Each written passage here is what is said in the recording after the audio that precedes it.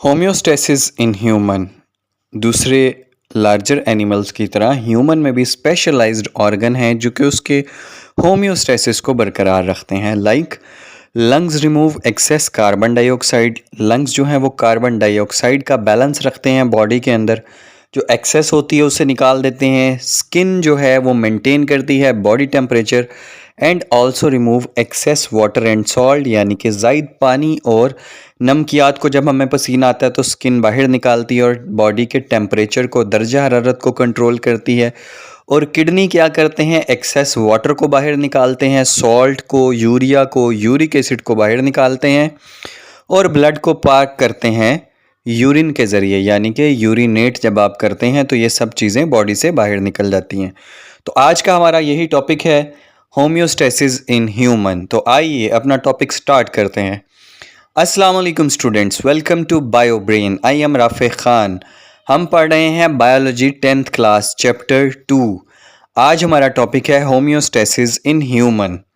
तो आइए अपना टॉपिक स्टार्ट करते हैं। Human is a complex animal and have the specialized organ for homeostasis like lungs, इनके पास फेफड़े हैं, स्किन है, किडनी है और ये तीनों होम्योस्टेसिस को बरकरार रखने में काम आते हैं।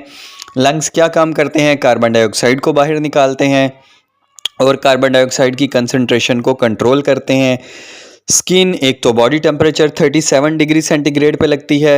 अगर आपका बॉडी टेम्परेचर इंक्रीज़ करने लगता है तो आपको पसीना आने लगता है और पसीने की शक्ल में खारिज होता है एक्सेस वाटर और सॉल्ट बॉडी से और बॉडी टेम्परेचर भी कंट्रोल हो जाता है।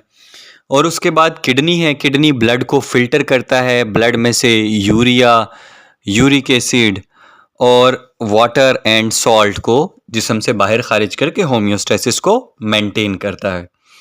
तो हमारा जो फर्स्ट ऑर्गन है ना जो होम्योस्टेसिस में काम करता है ह्यूमन में, वो है स्किन। तो आइए देखते हैं स्किन। स्किन में ना इंसान की स्किन 2 लेयर्स पर मुश्तमिल होती है।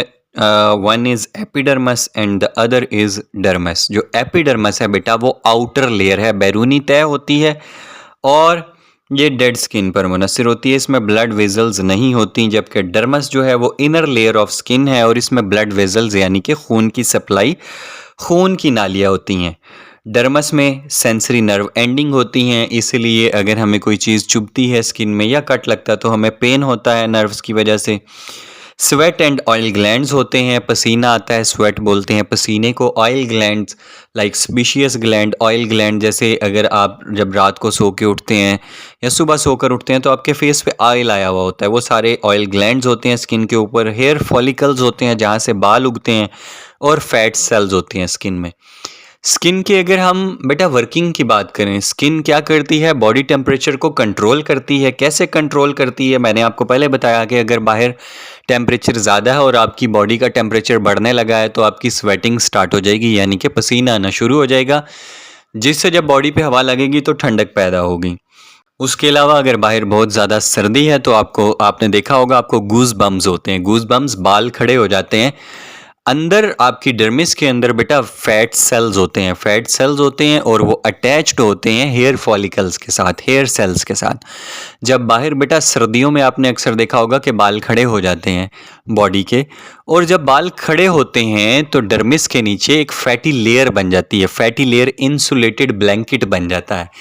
एक ऐसा, जैसे आपको जब सर्दी लगती है तो आप ब्लैंकेट लेकर सोते हैं, रज़ाई ओढ़ लेते हैं, सेम एज हमारी स्किन के नीचे एक फैट की लेयर बन जाती है, बाल हमारे खड़े हो जाते हैं, वो अंदर वाली हीट को अंदर रोक लेती है।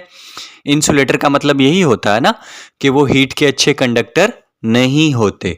अंदर वाली हीट को अंदर रोक लेती है और बाहर वाली सर्दी को बॉडी के अंदर नहीं जाने देती। इस तरह हीट लॉस से रुक जाता है और हमारा टेम्परेचर 37 डिग्री सेंटीग्रेड ही रहता है, बेशक बाहर जितनी मर्जी सर्दी हो या जितना मर्जी हॉट टेम्परेचर हो।